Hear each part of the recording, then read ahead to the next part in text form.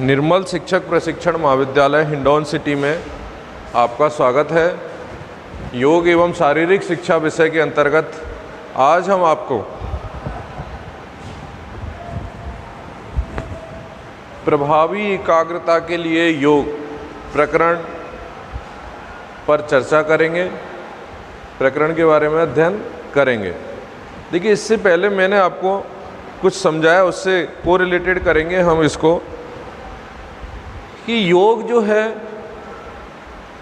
हमारे संपूर्ण व्यक्तित्व का विकास करता है। अब संपूर्ण व्यक्तित्व के विकास के अंतर्गत जहाँ शिक्षा का उद्देश्य है बालक का सर्वांगीण विकास करना, क्योंकि शिक्षा और योग दोनों में गहन संबंध ही ये है कि शिक्षा का उद्देश्य भी बालक का सर्वांगीण विकास करना है और योग भी बालक का सर्वांगीण विकास करने में अपनी महती भूमिका दर्शाता है। तो इसके अकॉर्डिंग योग को जब इतनी इम्पोर्टेंस दी है, यानी हमारे लिए योग अपने आप में ही एक जीवन को जीने की कला है। आगे योग के हम जितना आगे जाते हैं उसमें बहुत सारे ऐसे फैक्टर्स आते हैं जिसमें हम अपने मन को, यानी कार्य संपादित तब होता है जब मन एकाग्रता की ओर होता है। ऐसा बताते हैं कि आज मनुष्य के पास इतना स्ट्रेस है, इतना दबाव है, इतना अपने आप में वह डरा हुआ है। किस बात को लेकर?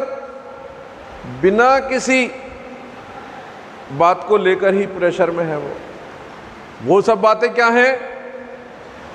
बस उसको भय इस बात का है कि सामने वाला मुझसे ज़्यादा पैसे ले रहा है, सामने वाले का स्टेटस मुझसे ज़्यादा है। ये भी उसके भय का कारण है, उसके डर के कारण है, उसका तनाव का कारण है। तो यह तनाव दूर कैसे होगा?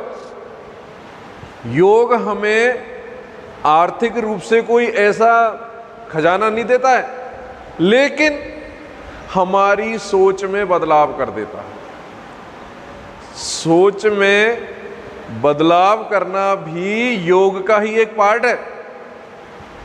आसन, प्राणायाम, ध्यान, ये सब योग की एक स्टेप्स हैं। लेकिन विचारों में बदलाव लाना, अब विचार कैसे होते हैं कि मन को कई बार बहुत सारे विचारों का ऑटोमेटिक ही आ जाते हैं मन में, जो आपके लिए फायदेमंद भी हो सकते हैं और नुकसान वाले भी हो सकते हैं। फायदेमंद तो वो विचार हैं जो आपने योग के अंतर्गत, जो अष्टांग योग की विधा है जिसमें यम और नियम में टोटल आपके सारे संस्कार जुड़े हुए हैं। अगर यम और नियम का आप पालन कर रहे हैं तो मैं यह मानता हूं कि आपके अंदर गलत विचार तो आ ही नहीं सकते, क्योंकि वो पूरी तरह से आपको इस योग्य बना देते हैं कि आप किसी का बुरा कर ही नहीं सकते। जब आप किसी का बुरा नहीं कर सकते तो किसी के बारे में नेगेटिव सोच नहीं सकते। जब नेगेटिव सोच नहीं सकते तो वो आपको टेंशन देगा ही नहीं। सामने वाले के अंदर भी भगवान का एक रूप है इस तरह की अगर आपकी सोच है तो सामने वाले से बैर कैसा, सामने वाले से ईर्ष्या कैसी, द्वेष कैसा। अब बात आती है, ये तो हो गई आपकी सोच उसके प्रति बिल्कुल निर्मल है, लेकिन उसकी सोच आपके प्रति सही नहीं है। उसका क्या करें? वो आपसे लड़ना ही चाहे, आपसे गलत बोलता ही रहे, आपको क्रोध दिलाने की पूरी कोशिश करे। ऐसी स्थिति में भी आपके लिए योग ये कहता है कि आप अगर सही हैं तो एक न एक दिन उसको भी सही मार्ग ही अपनाना पड़ेगा। क्रोध पे कंट्रोल करना भी योग का ही एक साधन है। योग के माध्यम से ही हम क्रोध पर कंट्रोल कर सकते हैं। तो कहने का तात्पर्य ये है, एक इससे पहले कल भी मैंने आपको वो वीडियो मैं अभी डाल नहीं पाया हूँ, उसको मैं अभी आज पास ऑन कर दूँगा। इसके बाद की वीडियो है ये, क्योंकि कल जो वीडियो थी उसमें मैंने आपको यह बताया था कि एकाग्रता से मतलब है कंसंट्रेशन। एकाग्रता के मार्ग में आने वाली बाधाएं, एकाग्रता किन बातों से आती है? एकाग्रता में समय अवधि कितनी होनी चाहिए? भाई कितने समय तक आप कंसंट्रेट कर सकते हैं अपने मन को? लगातार अभ्यास से एकाग्रता में वृद्धि होती है, ये बता चुका हूँ मैं आपको, इससे पहले वाली वीडियो में आएगी आपके पास। तो एकाग्रता अपने आप में ही योग अभ्यास के द्वारा उसको बढ़ाया जा सकता है। ये दो टाइप की होती है, एक शॉर्ट टाइम की, एक लॉन्ग टाइम की। शॉर्ट टाइम की शुरू में आप अगर अभ्यास करने लगें एकाग्रता का, एकाग्रता से तात्पर्य है एज ए ध्यान। आप किसी बात को ध्यान एकदम मन को सारे जगह से हटाकर और एक बिंदु पर फोकस करें, एक विषय वस्तु पर फोकस करें, तो वो आपको उस कार्य को करने में सफलता देगी, वो एकाग्रता। और अगर आपका मन और मस्तिष्क एकाग्र नहीं है, बहुत सारे विचार आ रहे हैं, ऐसा भी कर सकते हैं, इस पैसे को हम वहाँ इन्वेस्ट कर सकते हैं, यहाँ, तो आप कोई बिजनेस ही नहीं कर सकते। कई लोग अपने व्यापार को, उनके पास बहुत बड़ा टैलेंट है, बुद्धिमान है, लेकिन कहीं इन्वेस्ट पैसा नहीं कर पा रहे हैं। पीछे क्या लॉजिक है?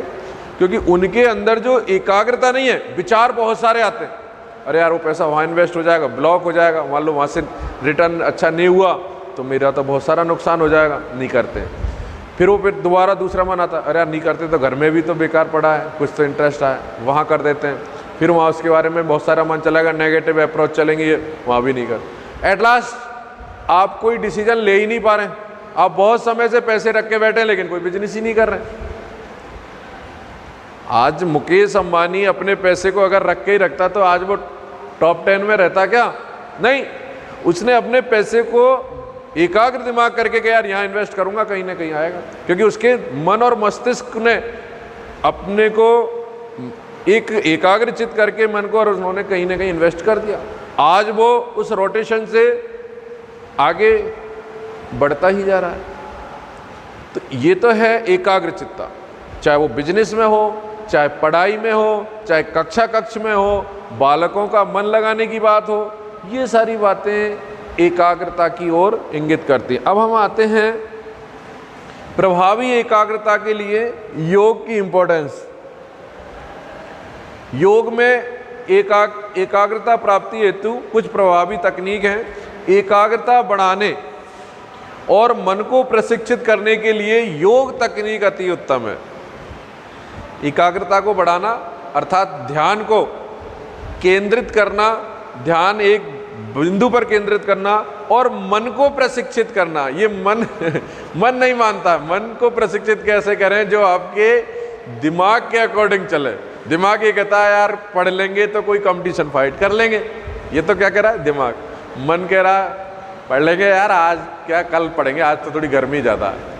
ये कहाँ मन ने गई, जबकि गर्मी दिमाग को भी लगती है, क्योंकि दिमाग एक ऐसा है, बॉडी के हर पार्ट्स की इंफॉर्मेशन दिमाग के पास होती है कि किसको गर्मी लग रही है, किसको क्या परेशानी आ रही है, वो सारी चीज़ है उसकी नोटिस में। लेकिन इसके बावजूद भी वह मेन जो बिंदु है उस पर पूरा फोकस करता है कि एट लास्ट टारगेट क्या है, लेकिन उस टारगेट को हटाने का काम करता है ये मन। टारगेट से आपको दूर करने का काम करता है मन। अब मन को प्रशिक्षित कैसे किया जाए? बुद्धि, विवेक और मन एक राय हो जाए तो वो इंसान तो ये मानो अपने आप में ही संत की कैटेगरी में है, महात्मा की कैटेगरी में है। ये तो हो गई एक सात्विक प्रवृत्ति में। और अगर जिसने अपने मन पर कंट्रोल कर लिया वो अपने आप में ही हर क्षेत्र में पारंगत हो जाता है, क्योंकि मन ही तो है जो आदमी को एकाग्रता लाने में बाधा उत्पन्न करता है। अब मन के लिए बहुत सारे तो आसन है, मन का वैसा कोई आसन नहीं है, मन को दिखाई नहीं देता मन है कहाँ, नहीं है। मन तो केवल ध्यान, धारणा और समाधि यानी ईश्वरीय शक्ति पर विश्वास करो।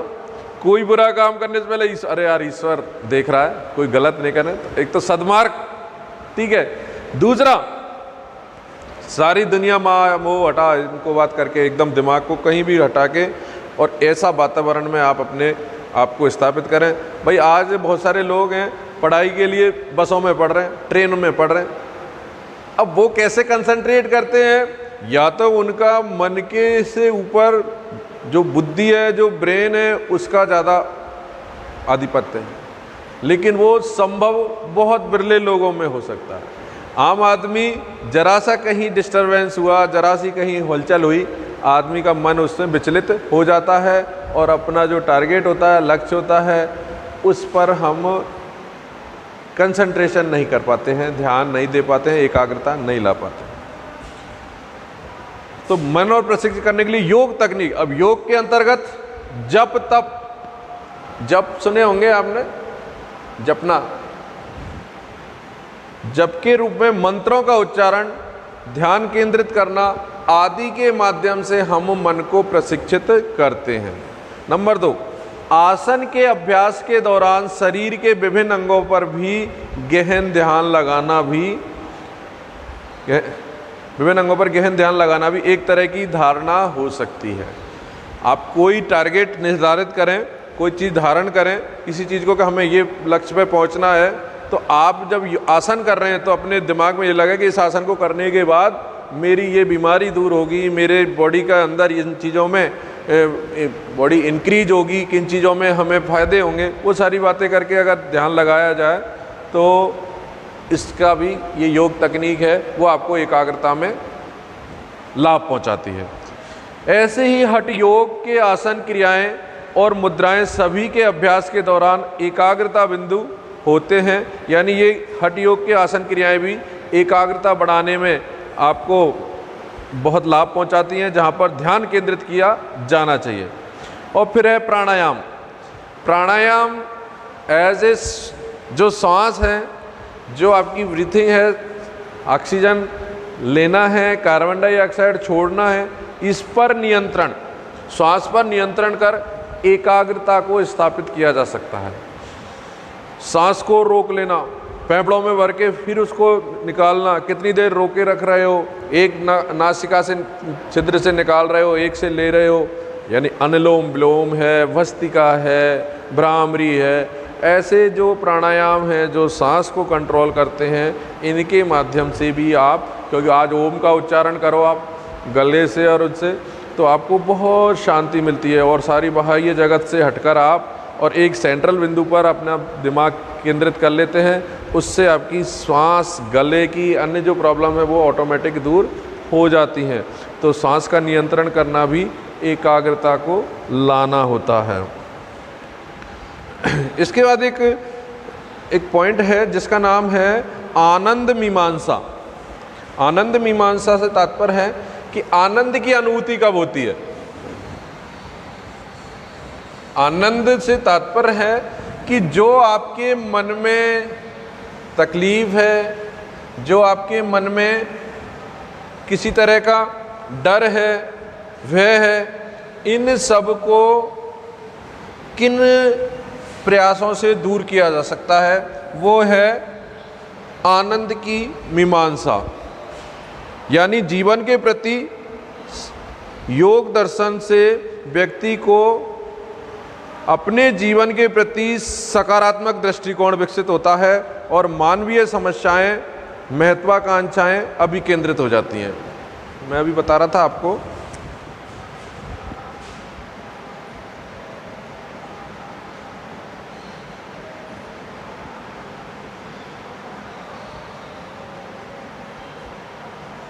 आनंद मीमांसा। आनंद मीमांसा क्या है? एज ए आपको आपकी जो इंद्रियां हैं, जो संवेग हैं, उनको नियंत्रण करना। देखिए कई बार हम दुखी काई से ऐसी बातों से हो जाते हैं कि यार सामने वाले के पास, सामने वाले से तात्पर्य है अदर पर्सन के पास ज़्यादा पैसा है, हमारे पास कम है। ये जो सोच है ये हमें अनावश्यक पीड़ा पहुंचाती है। जबकि ऐसे आप इजी वे में बड़े खुश हैं। तो योग की जो तकनीक है वो हमारे अंदर सकारात्मक सोच लाती है। आनंद मीमांसा से तात्पर्य है आनंद की अनुभूति। आनंद की अनुभूति आदमी कब करता है? योग करने के बाद, योग को अपनाने के बाद वह अपनी नकारात्मक सोच को हटा देता है और सकारात्मक सोच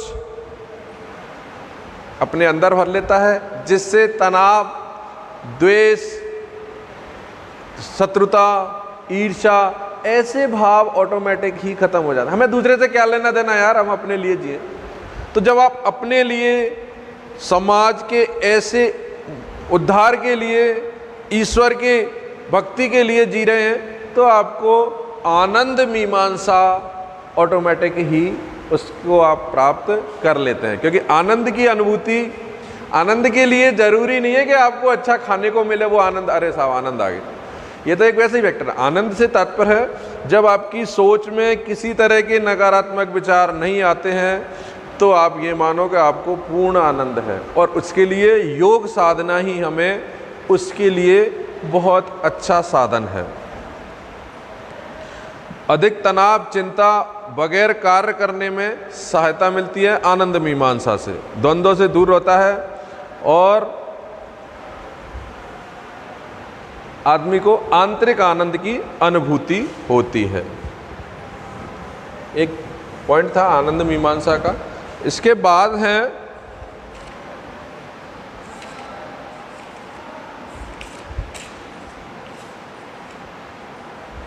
एकाग्रता विकसित करने के लिए कौन से योग साधनों को अपनाया जाए।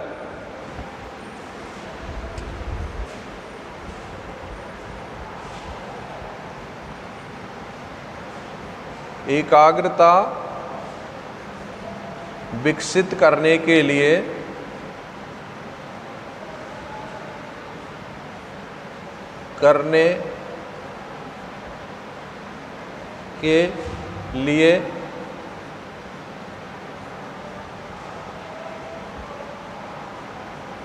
निम्नलिखित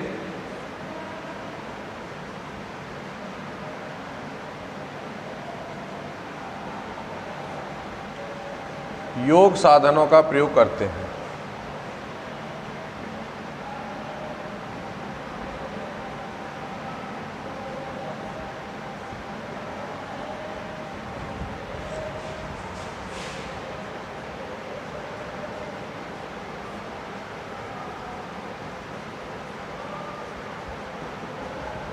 नंबर 1, पहला है श्वास खींचना।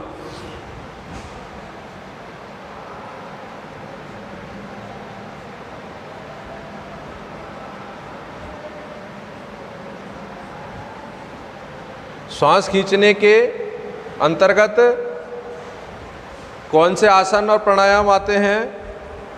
एक तो है पवन मुक्त आसन, पवन मुक्तासन।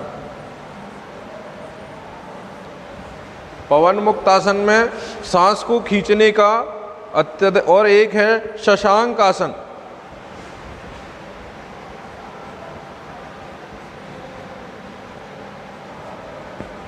शशांक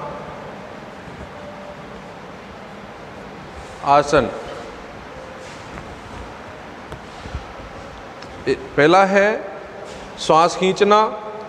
नंबर 2 पर है आसन। आसन तो हो गए। अब आसन में भी ये तो श्वास खींचने वाले आसन हैं, और आसन में दूसरे हैं। नंबर 1 है वक्रासन,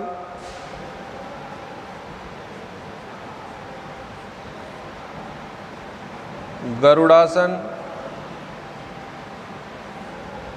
वक्रासन, गरुड़ासन, सुप्तवीर आसन। मुझे भी नहीं पता कौन सा है सुप्तवीर आसन।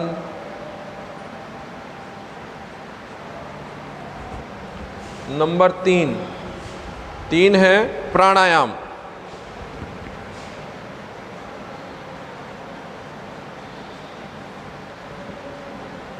भस्त्रिका,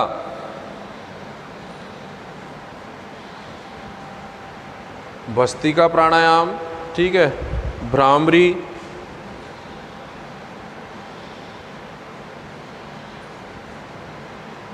कपालभाति,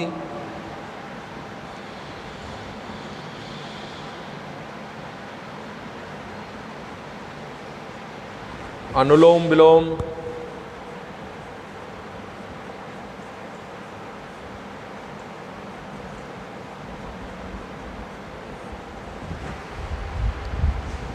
ठीक है। और ध्यान,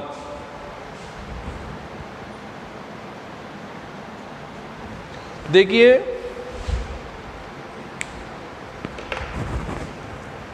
एकाग्रता विकसित करने के लिए तीनों चीज हैं।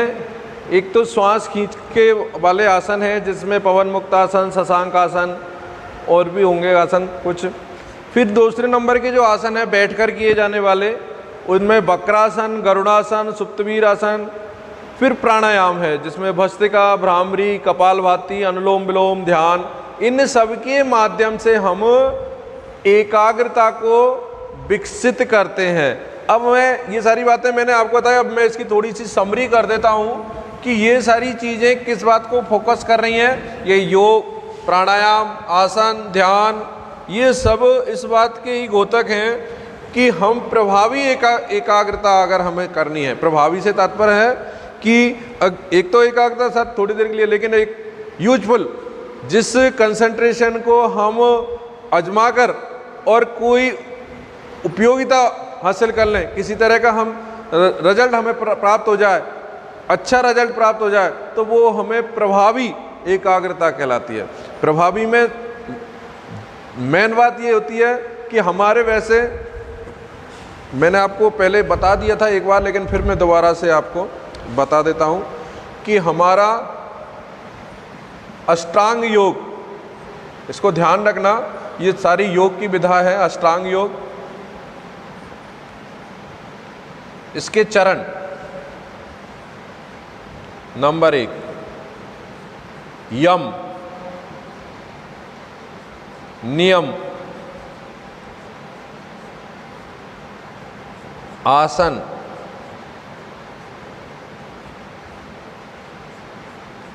प्राणायाम,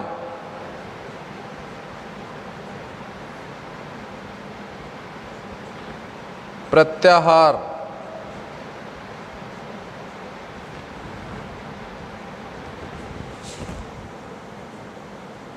धारणा,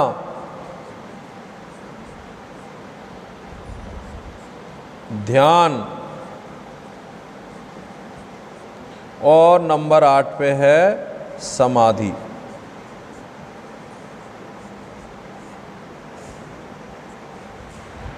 ये 8 के माध्यम से हम हमारी लाइफ को, हमारे जीवन का सर्वांगीण विकास कर लेते हैं। यम हमें बताता है, अगर हम हमारे योग की ये चरण जो हैं अष्टांग योग के, तो इसमें हमें बताया जाता है कि हमें हमारे जीवन में किसी तरह का कोई भी ऐसा कार्य नहीं करना जो समाज में प्रतिबंधित है, समाज उसको हे दृष्टि से देखता है। उदाहरण के तौर पर किसी का कष्ट नहीं पहुंचाना, दया भाव रखना, करुणा भाव रखना, भाईचारे की भावना रखना, चोरी नहीं करना, ये सारे भाव हैं हमें यह सिखाते हैं कि हमें किसी को भी कष्ट नहीं पहुंचाएंगे। इसी के साथ दूसरा जो है वो है नियम। नियम के अंतर्गत ब्रह्मचर्य का पालन करना, अहिंसा हो, हमारी सोच हो, हिंसा को कोई स्थान नहीं है, ठीक है, और चोरी नहीं करना। ये अष्टांग योग के यम के अंतर्गत आ रहे हैं। पहले तो यम में बता रहा हूँ मैं, फिर नियम में बता दूंगा। अष्टांग में है अहिंसात्मक विचार, चोरी नहीं करना, ब्रह्मचर्य का पालन करना, ठीक है। इसी के प्रकार नियम के अंतर्गत शुद्ध रहना, नाखूनों को शुद्ध रखना, बालों को समय पर कटवाना, चेहरे शरीर को साफ रखना, ये सफाई के जितने भी कार्य हैं वो आते हैं नियम के अंतर्गत। संतोष, यानी देखिए सबसे बड़ी बीमारी है कि आदमी कहीं भी सेटिस्फाई नहीं है, संतोष नहीं है। अब संतोष कैसे आता है? आदमी की जब इच्छाएं कम हो जाती हैं, इच्छाओं पर आप अपना कंट्रोल कर लेते हैं तो संतोष है। नहीं तो मुकेश अंबानी भी भाग रहा है, सोच नहीं रहा कि वो किसके लिए जी रहा है, क्यों उसने जन्म लिया है। तो संतोष भी एक बहुत बड़ी विधा है, ये भी हमारी लाइफ का एक पार्ट है। और जप और तप, नियम के अंतर्गत जप तप करेंगे, ऑटोमेटिकली हमारी जो गलत विचार हैं, नेगेटिव सोच है, वो जप तप के माध्यम से ऐसे ही दूर हो जाती हैं। फिर एक स्वाध्याय, स्वाध्याय से तात्पर्य है किसी के दबाव में नहीं, स्वयं अपना सेल्फ सोचें, विचार करें, पढ़ें, उन पुस्तकों को पढ़ें, उस ज्ञान का अध्ययन करें अपने मन से, जिसमें ज्ञान की बातें लिखी हुई हैं, जीवन के प्रति आदर्श हमारे जो हैं उनको आप स्वाध्याय करें, ठीक है। और ईश्वर के प्रति समर्पण, ईश्वर के प्रति भाव जागृत करना भी इसी का काम है, ठीक है। तो यम के बाद नियम, और नियम के बाद है आसन। आसन के अंतर्गत तो सारे जो आसन हैं हमारे वो हैं ही, जिनके माध्यम से हमें कई तो रोगों से रिलीफ मिलता है, और इसके करने के बाद रोग आते भी नहीं है। और सेम इसी तरह प्राणायाम है, ये फिजिकली सारे बॉडी के पार्ट्सों का होना होता है, ये सांसों का नियंत्रण करना होता है। और प्रत्याहार, ये जो एक मन के अंदर भाव होते हैं कि हमें ये मिल जाए, यानी अपने संवेगों पर, अपनी इंद्रियों पर नियंत्रण करना प्रत्याहार कहलाता है। जैसे सूंघने की, देखने की, कि हम अच्छा देखें, हम अच्छा लालायत रहते हैं, उन जो लालायत रहते हैं उन पर कंट्रोल करना। धारणा, यानी किसी भी चीज़ को, ऐसी अच्छी चीज़ को धारण करें और उसको टारगेट बनाएं, वो धारणा कहलाता है। और ध्यान, उसको प्राप्त करने के लिए फिर मन में एकाग्र चित्ता लाएं। और लास्ट में समाधि है, यानी उसको प्राप्त करने के लिए ईश्वरीय प्रार्थना करें, भगवान से एकाकार होने की बात कहते हैं। धन्यवाद।